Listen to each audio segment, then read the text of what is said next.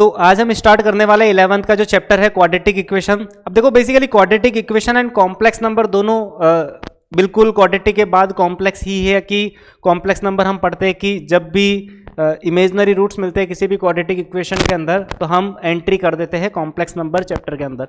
तो देखो basically quadratic equation के अंदर होता क्या है, सबसे पहले हम इन जनरल अगर बात करें कि क्वाड्रेटिक पॉलिनोमियल, सबसे पहले हम बात करें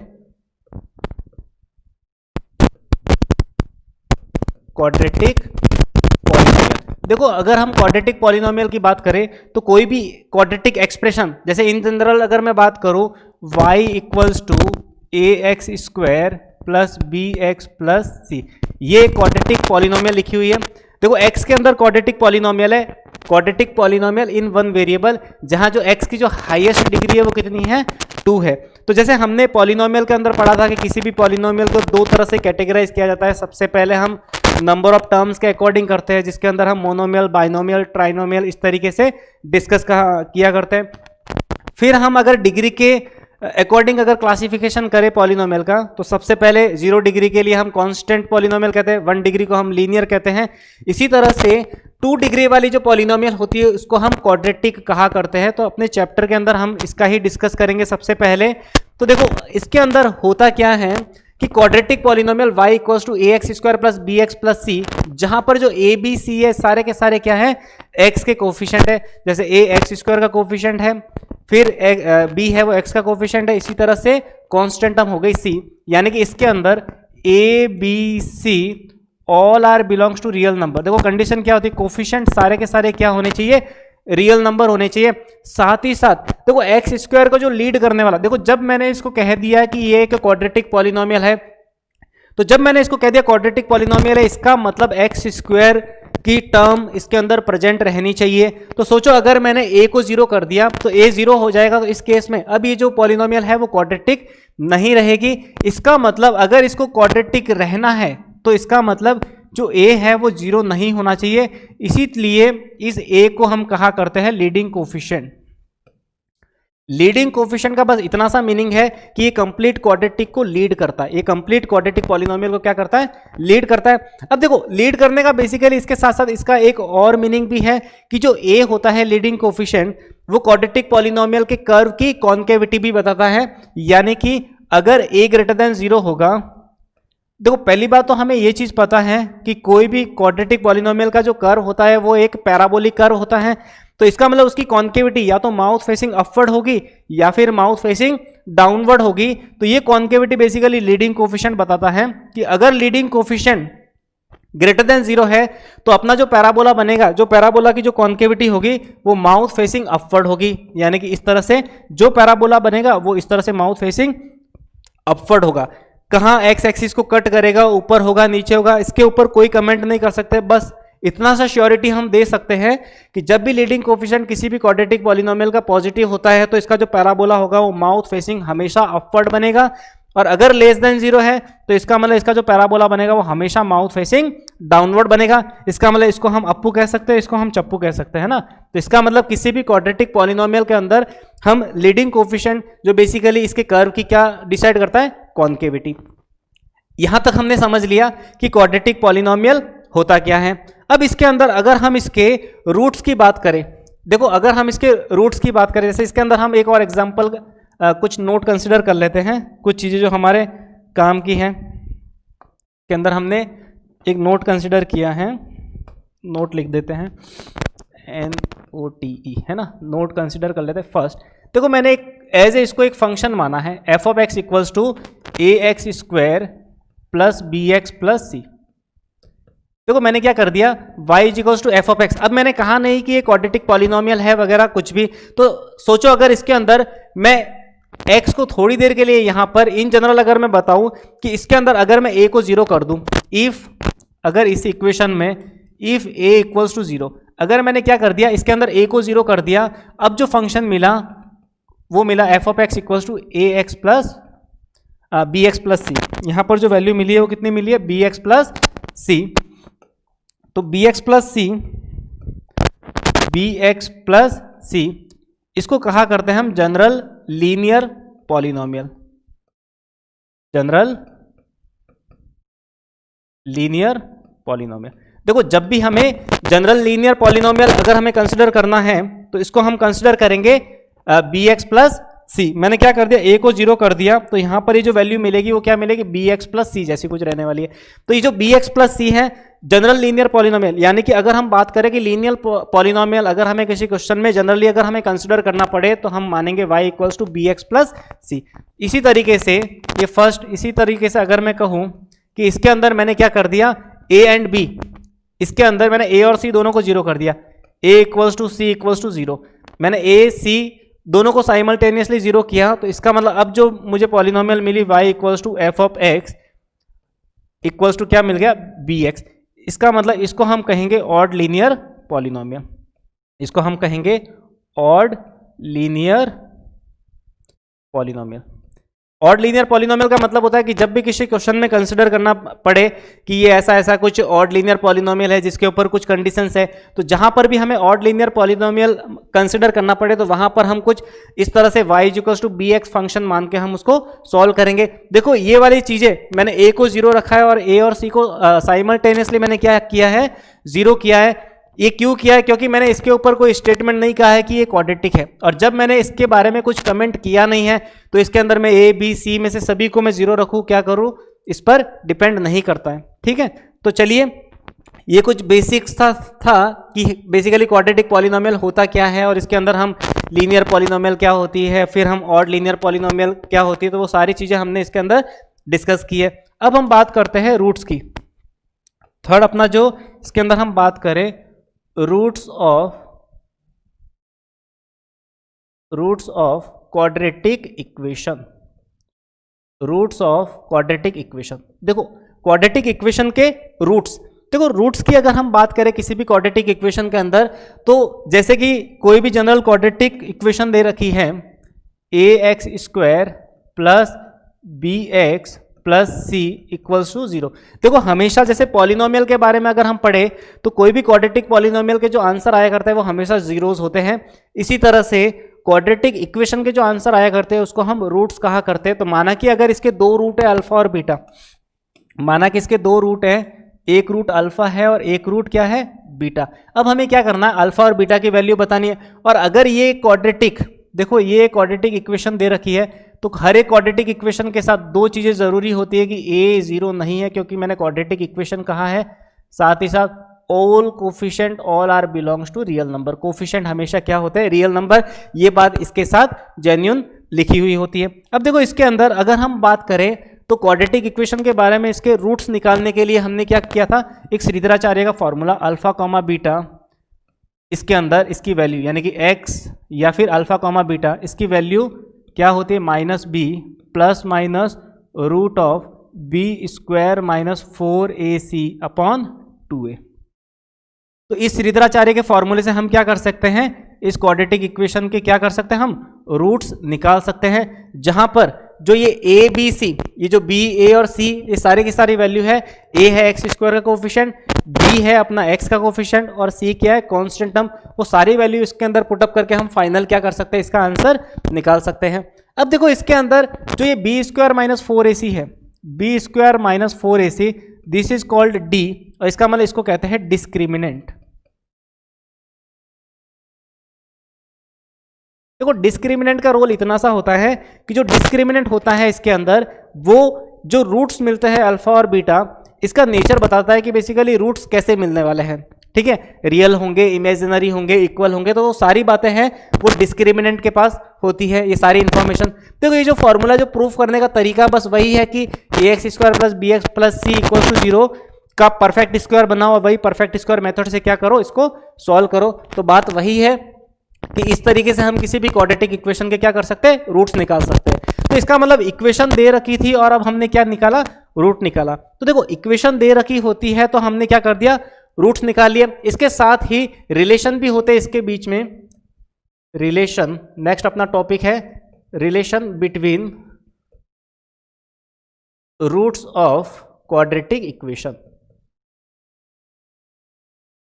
टॉपिक वही है। अब हम क्या करेंगे, किसी भी क्वाड्रेटिक इक्वेशन के रूट्स के बीच में अब हम क्या कर रहे हैं, रिलेशन निकाल रहे हैं। तो देखो रिलेशन बिटवीन इसके अंदर जो इसके इस क्वाड्रेटिक इक्वेशन के जो रूट्स है अल्फा और बीटा, हमेशा उन सम ऑफ द रूट, इन दोनों रूट का जो सम होता है अल्फा प्लस बीटा, वो हमेशा माइनस बी बाई ए के इक्वल होता है। और ये बातें 10th क्लास में पढ़ी थी, है ना। ए और बी यहाँ पर सामने ही दिख रहे हैं। ए क्या है, एक्स स्क्वायर का कोफिशिएंट, और बी क्या है अपना एक्स का कोफिशिएंट, यानी कि माइनस बी यानी minus of coefficient of x divided by coefficient of x square, यानी कि coefficient of x upon coefficient of x square. इसी तरीके से अगर प्रोडक्ट ऑफ द रूट्स बात करें अल्फा बीटा, ये होता है सी अपॉन ए। सी का मतलब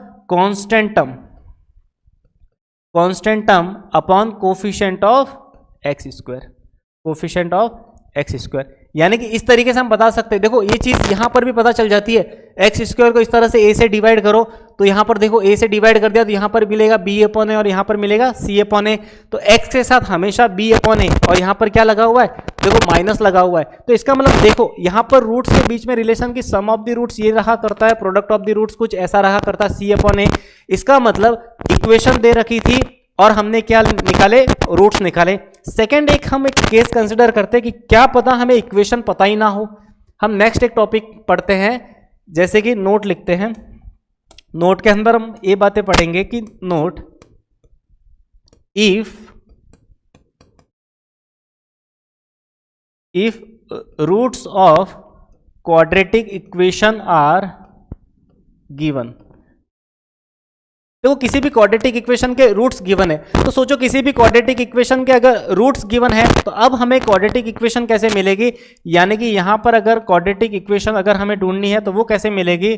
तो इसका मतलब वो चीज अब हम इसके अंदर कंसिडर करने वाले हैं। तो देखो इसके अंदर अगर हमें क्वाड्रेटिक इक्वेशन ढूंढनी है तो इसका मतलब क्या होगा कि सबसे पहले क्या कर लो, एक्स स्क्वायर, तरीका क्या है, एक्स स्क्वायर माइनस यहां पर होता है हमेशा sum of root, SOR, sum of the roots लिखना है, into x plus POR, product of the roots, POR equals to 0। यानी कि अगर हमें अल्फा और beta, if roots of the quadratic equation are given, यानी कि अल्फा कॉमा बीटा जो रूट्स है अगर हमें क्या है, गिवन है, अगर हमें दे रखे होते हैं तो इक्वेशन मिलेगी x square minus sum of the root into x plus product of the roots equals to क्या है, 0। यानी कि x square minus sum of the roots alpha plus beta into x plus product of the roots क्या होगा, alpha into beta equals to क्या हो गया, 0।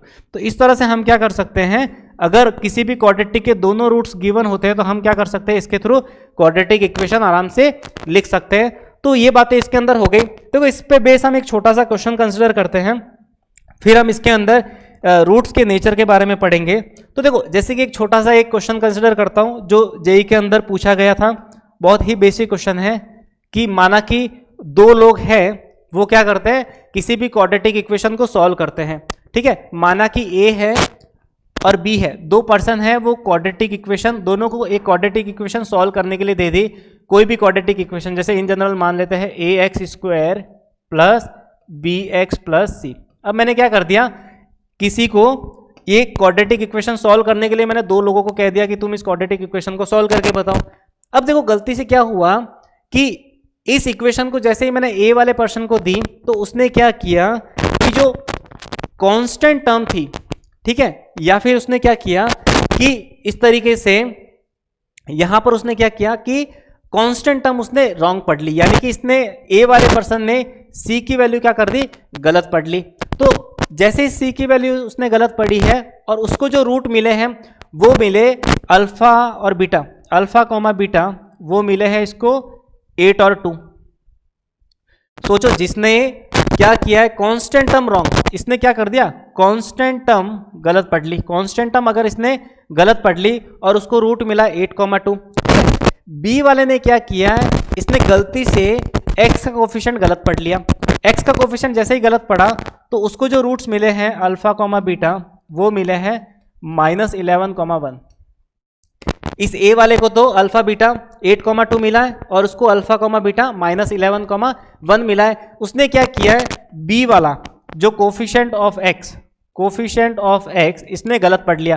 तो देखो एक चीज समझो, जिसने कोफिशिएंट ऑफ गलत पढ़ा है उसने ए और सी तो सही पढ़ा है, यानी कि ए और सी, ये वाली वैल्यू तो इसने क्या की है, राइट पढ़ी है ए और सी। तो इसका मतलब प्रोडक्ट ऑफ द रूट्स तो इसने सही पढ़ा होगा, अल्फा और बीटा सी बाई ए होता है, इसका मतलब -11 इंटू 1, यानी कि इसने प्रोडक्ट तो सही पढ़ा है, यानी कि वो वाली वैल्यू कितनी है, -11। इसी तरह से इसने क्या किया है, कांस्टेंट टर्म गलत पढ़ी है, कांस्टेंट टर्म गलत पढ़ी है, इसका मतलब सम ऑफ द रूट्स जो -b/a होता है, यानी कि b और a की वैल्यू तो उसने सही पढ़ी है, इसका मतलब इसने सम ऑफ द रूट्स तो क्या पढ़ा है, सही पढ़ा है, और 8 + 2 ये वाली वैल्यू कितनी मिलने वाली है, 10 मिलने वाली है। ठीक है, इसका मतलब अब क्या होगा कि जब इनने सम ऑफ द रूट्स सही पढ़ा, इसने ए वाले ने, product of the roots b वाले ने सही पढ़ा, तो इसका मतलब वो जो क्वाड्रेटिक इक्वेशन मैंने दी थी वो कुछ ऐसी रही होगी, x² minus sum of the root 10x, और यहां पर जो होगा वो क्या होगा, प्रोडक्ट ऑफ द रूट्स कितना हो जाएगा, -11 = 0। इसका मतलब वो जो क्वाड्रेटिक इक्वेशन रही थी वो कौन सी रही थी, x² माइनस 10x माइनस 11 = 0। तो इस तरह का क्वेश्चन भी जेईई के अंदर पूछे जाते हैं बहुत ही अच्छे लेवल से। ठीक है, अब देखो नेक्स्ट हम बात करते हैं रूट्स के नेचर की। जैसे हमने बताया था कि किसी भी क्वाड्रेटिक पॉलिनोमियल के अंदर जो डिस्क्रिमिनेंट, जो किसी भी क्वाड्रेटिक इक्वेशन के जब तुम रूट्स निकालते हो श्रीधराचार्य से, तो जो डिस्क्रिमिनेंट होता है उसके अंदर वो उसके रूट्स का नेचर बताता है। यानी कि इसके अंदर अगर मैं बात करूं nature of the roots, nature of roots, देखो नेचर ऑफ रूट्स की बात करूं तो सबसे फर्स्ट थिंग अगर इसके अंदर मैं डिस्कस करूं कि कोई भी quadratic equation ax² + bx + c = 0, इसके दो रूट है अल्फा और बीटा, साथ ही साथ इसके साथ a ≠ 0 and a b c all are belongs to real number. तो इसका मतलब इसके रूट्स अल्फा और बीटा है, तो वही हमने अल्फा और बीटा को निकालने के लिए वही श्रीधराचार्य का formula -b ± √b² - 4ac / 2a, ऐसे कैसे लिख दिया, ये वाली बात, ये वाला जो आज है वो डिस्क्रिमिनेंट रहने वाला है। अब इसके अंदर हम क्या करते हैं, केस फर्स्ट, देखो बहुत ही इंपॉर्टेंट है केस फर्स्ट। अगर हम बात करें इसी तरह से हम बात करेंगे केस सेकेंड, इसी तरीके से हम बात करेंगे केस थर्ड। ठीक है, तो इस तरह से देखो केस फर्स्ट की बात करें तो केस फर्स्ट में माना कि d > 0 है, यानी कि डिस्क्रिमिनेंट की वैल्यू > 0। देखो अच्छे से समझना, अगर डिस्क्रिमिनेंट > 0 है यानी कि b² - 4ac की वैल्यू जब भी > 0 होगी तो इसका मतलब अल्फा और बीटा होगा, रूट्स वो रियल भी होंगे एंड साथ ही साथ रियल और डिस्टिंक्ट। देखो रियल डिस्टिंक्ट यानी कि दोनों के दोनों जो रूट होंगे वो आपस में रियल भी होंगे और दोनों के दोनों डिफरेंट भी होंगे, यानी कि रूट्स रियल एंड डिफरेंट। सोचो अगर मैं d को 0 ले लूं, d डिस्क्रिमिनेंट वैल्यू मैंने क्या ले ली 0, d मैंने क्या कर दिया 0 कंसिडर कर दिया, तो सोचो जैसे ही d 0 होगा इसका मतलब इस केस में रूट्स आपस में रियल भी होंगे और साथ ही साथ क्या होंगे, इक्वल। समझ में आया? इसका मतलब फर्स्ट केस में जब भी डिस्क्रिमिनेंट > 0 मिलता है तो रूट रियल एंड डिस्टिंक्ट रहा करते हैं, और साथ ही साथ केस सेकंड में d = 0 roots real and equal रहा करते हैं। तो देखो रूट्स रियल और इक्वल वाला केस तो समझ में आ गया कि अच्छा अल्फा और बीटा की वैल्यू इसके अंदर रियल भी रहेगी और साथ ही साथ इक्वल भी रहेगी। d > 0 में रियल एंड डिस्टिंक्ट यानी कि दोनों के दोनों रूट रियल रहेंगे और साथ में डिफरेंट होंगे, यानी अल्फा और बीटा की वैल्यू इक्वल नहीं होगी। ये सारी बातें 10th क्लास के अंदर पढ़ी है। केस थर्ड इसके अंदर जो लिखा हुआ है, केस थर्ड की अगर हम बात करें तो केस थर्ड के अंदर क्या होने वाला है, d > 0। तो d < 0 का बस मीनिंग आज इतना है कि इसके अंदर जो रूट रहेंगे वो इमेजनरी रहेंगे, इमेजनरी रूट्स।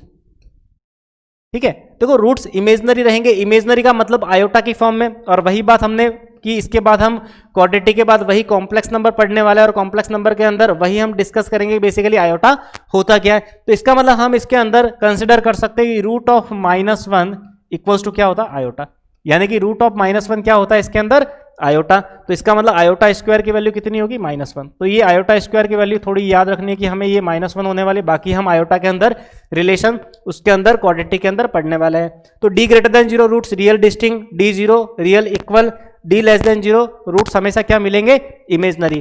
अब देखो कुछ दो बातें और इसके अंदर ऐड कर लेते हैं कि देखो > 0 के अंदर कुछ और हम नोट कंसिडर करते हैं एक दो, ताकि इसके साथ हमारा जो ये वाला जो कॉन्सेप्ट है वो खत्म हो जाए।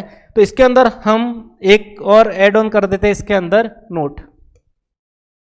तो देखो नोट के अंदर क्या होना है, सबसे पहले देखो समझो, जैसे कि फर्स्ट अगर मैं कंसिडर करूं कि a b c all are belongs to rational, देखो ये चीज समझना, ए बी सी अगर रेशनल नंबर है यानी कि a x square plus b x plus c equals to 0 में ये जो क्वाड्रेटिक इक्वेशन हमें दे रखी है उसके अंदर अगर मैं ए बी सी सारे के सारे जो कोफिशिएंट है उसको मैं रेशनल कंसिडर करूं, तो इसका मतलब इरेशनल जो रूट्स मिलेंगे, इरेशनल रूट्स अकर्स। ठीक है, फिर दूसरी बात, अगर एबीसी को मैं रेशनल कंसिडर करूं तो रेशनल रूट्स अकर्स। दो चीजें हो सकती है, रेशनल रूट्स अकर्स। देखो रेशनल रूट्स अकर्स और यहां पर मैंने लिखा इरेशनल रूट्स अकर्स। देखो एक चीज समझना यहां पर, देखो एबीसी को जैसे ही मैंने क्या लिया है रेशनल नंबर, यानी कि क्यू को मैंने रेशनल कंसिडर किया है, क्यू को मैंने क्या लिया है रेशनल। देखो क्यू को मैंने रेशनल कंसिडर किया यानी कि कोफिशिएंट सारे के सारे रेशनल नंबर कोई सा भी हो सकता है, हमें क्या मिलना है इरेशनल रूट्स। तो देखो हमने जो श्रीधराचार्य का जो फॉर्मूला पढ़ा था minus b plus minus root of b square minus 4ac upon 2a, ये वाली चीज हमने क्या करी थी, रूट्स निकाले थे अल्फा कॉमा बीटा, ये अल्फा कॉमा बीटा की वैल्यू थी। अब देखो एक चीज हमें पता है कि जैसे minus b plus minus root of b square minus 4ac upon 2a, देखो इरेशनल रूट्स का मतलब देखो बी आपस में क्या है, अभी हमने कहा है कि ये रेशनल है ये भी रेशनल है, तो रेशनल प्लस इरेशनल हमेशा क्या रहा करता है इरेशनल नंबर होता है। तो देखो इसका मतलब अगर एबीसी रेशनल नंबर है तो हमें इरेशनल जो रूट्स मिलेंगे वो हमेशा पेयर ऑफ कॉन्जुगेट की फॉर्म में होते हैं, हमेशा क्या होते हैं पेयर ऑफ कॉन्जुगेट की फॉर्म में होते हैं। यानी कि अगर एक root p plus root q है तो जो दूसरा रूट होगा वो हमेशा p माइनस रूट q होगा। This is called pair of conjugate, pair of conjugate.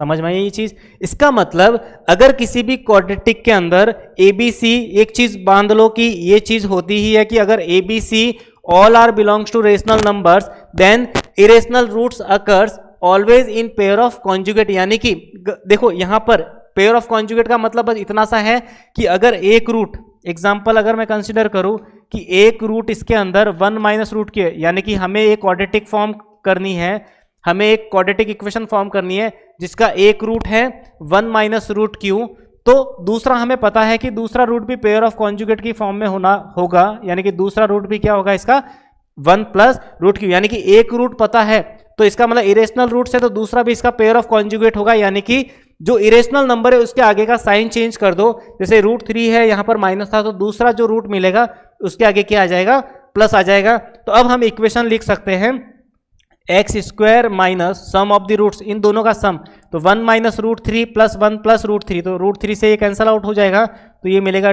2x और प्लस यहां पर दोनों का प्रोडक्ट आ जाएगा a प्लस बी और a माइनस बी से, तो 1 माइनस 3 यानी कि ये वाली वैल्यू हो जाएगी माइनस 2 इक्वल्स टू 0। तो इस तरीके से हम क्या कर सकते हैं, इसको लिख सकते हैं कि इस तरीके से हमें क्वाड्रेटिक मिलती है। देखो दूसरा चीज रेशनल रूट्स अकर्स, देखो एबीसी वो की वो रेशनल नंबर है। अब हमें देखो यहां पर इरेशनल रूट्स मिले जो पेयर ऑफ कॉन्जुगेट की फॉर्म में होते हैं। देखो रेशनल रूट्स का मीनिंग होता बस इतना है कि जो डिस्क्रिमिनेंट होना चाहिए वो परफेक्ट स्क्वायर क्वांटिटी होनी चाहिए। अगर देखो डिस्क्रिमिनेंट अगर परफेक्ट स्क्वायर है यानी कि minus b plus minus root of b square minus 4ac upon क्या है 2a, ये रूट है यानी कि x की वैल्यू है किसी भी क्वाड्रेटिक के लिए। अब देखो ए बी सी सारे के सारे मैंने क्या माने हैं रेशनल है, यानी कि ये भी रेशनल क्वांटिटी, और मैंने कहा कि बी स्क्वायर माइनस 4ac अगर परफेक्ट स्क्वायर वाली क्वांटिटी मिल जाए, यानी कि माना कि 36 मिल गया तो 36 का रूट कितना आ गया 6, यानी कि ये भी रेशनल नंबर और ये भी रेशनल और ये भी रेशनल। तो रेशनल नंबर को ऐड करो, सब्ट्रैक्ट करो, डिवाइड करो, यहां पर जो फाइनली आंसर आने वाला है वो हमेशा क्या होगा एक रेशनल होगा। समझ में आया। तो ये बातें हो गई हमारी। तो एक बार इसके अंदर वापस हम डिस्कस कर सकते हैं कि जब a b c all are belongs to rational number तो इरेशनल नंबर हमेशा पेयर ऑफ कॉन्जुगेट की फॉर्म में होता है। पेयर ऑफ कॉन्जुगेट की फॉर्म में देखो, इसका मतलब p, ये जो बी स्क्वायर माइनस 4ac होगा वो परफेक्ट स्क्वायर वाली क्वांटिटी नहीं होगी, यानी कि रूट अवेलेबल रहेगा, और जब रूट अवेलेबल रहेगा इसका मतलब वो इरेशनल नंबर को रिप्रेजेंट करता है। तो इसका मतलब इरेशनल जो रूट्स होंगे वो हमेशा पेयर ऑफ कॉन्जुगेट की फॉर्म में होंगे। इसका मतलब रूट के आगे वाला जो साइन होगा, अगर एक रूट दे रखा होगा तो दूसरा रूट हम बता सकते हैं। जैसे माना कि एक रूट 2 माइनस रूट 3 है, तो जो दूसरा रूट होगा उसका 2 प्लस रूट 3 होगा। सेम थिंग, अगर रेशनल रूट्स चाहिए तो डी को परफेक्ट स्क्वायर होना पड़ेगा। अगर गलती से पी परफेक्ट स्क्वायर वाली क्वांटिटी है तो रूट से जब ये बाहर आएगा तो ये भी रेशनल बनेगा। तो रेशनल प्लस रेशनल रेशनल ही होता है, रेशनल माइनस रेशनल भी रेशनल नंबर होता है, और रेशनल नंबर को अगर रेशनल नंबर से डिवाइड करेंगे तो वह भी हमेशा रेशनल नंबर रहा करता है। तो ये सारी बातें हो गई इसके अंदर हम रेशनल नंबर के अंदर। तो ये जो पहला वाला पॉइंट था वो बहुत ही ज्यादा इंपॉर्टेंट था। तो अब एक छोटा सा एक दूसरा पॉइंट, फिर इसके बाद हम इसको खत्म करते हैं। तो सेकेंड अगर हम इसके अंदर कंसिडर करें तो सेकेंड पॉइंट इसके अंदर हम इससे आगे ही कंटिन्यू कर लेते हैं।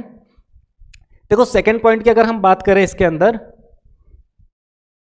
सेकेंड पॉइंट अगर हम इसके अंदर कंसिडर करें, देखो सेकेंड पॉइंट वो की वो अगर हम बात करें कि a b c all are belongs to, वही रेशनल ले लेते हैं, क्यों a b c all are belongs to rational, वही बात है। ए बी सी अगर कोई भी रेशनल नंबर है तो इसका मतलब अब हम क्या करेंगे, इमेजिनरी रूट्स की बात करेंगे। तो इमेजिनरी रूट्स, जो इमेजिनरी रूट्स मिलते हैं वो भी हमेशा क्या होते हैं, पेयर ऑफ कॉन्जुगेट की फॉर्म में होते हैं। यानी कि इमेजिनरी रूट्स की अगर हम बात करें,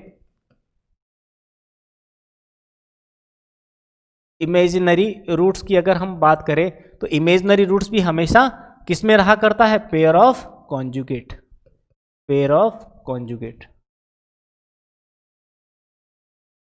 इमेजिनरी रूट्स भी हमेशा किस में रहा करता है, पेयर ऑफ कॉन्जुगेट की फॉर्म में। पेयर ऑफ कॉन्जुगेट का बस देखो मीनिंग इसके अंदर भी क्या है, जैसे हमने इरेशनल में पढ़ा था कि एक रूट अगर p प्लस रूट क्यू है तो दूसरा क्या होगा, p माइनस रूट क्यू होगा। इसका मतलब यहां पर भी क्या होगा कि पेयर ऑफ कॉन्जुगेट की फॉर्म में अगर एक root p plus iota q है तो दूसरा रूट इसका कॉन्जुगेट क्या होगा, p माइनस आयोटा क्यू।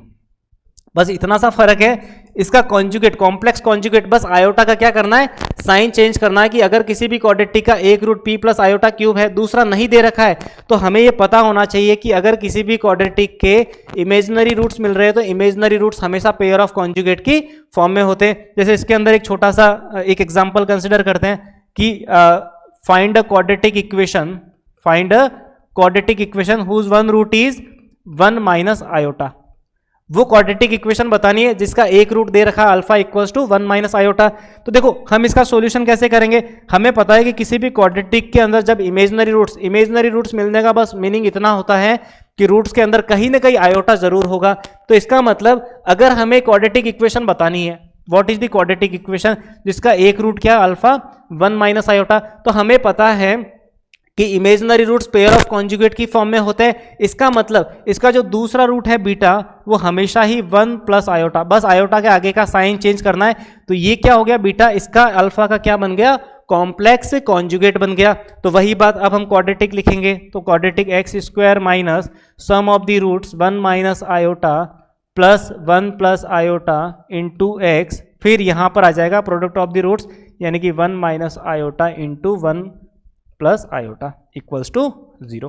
तो इसका मतलब क्या हो गया, एक्स स्क्वायर माइनस, ये देखो आयोटा से आयोटा कैंसिल हो गया, तो यहाँ पर क्या मिला 2x, फिर प्लस यहाँ पर a प्लस बी और a माइनस बी, यानी कि 1 माइनस यहाँ पर क्या हो गया 1 माइनस आयोटा स्क्वायर अपने आप में क्या होता है 1 होता है इक्वल्स टू 0।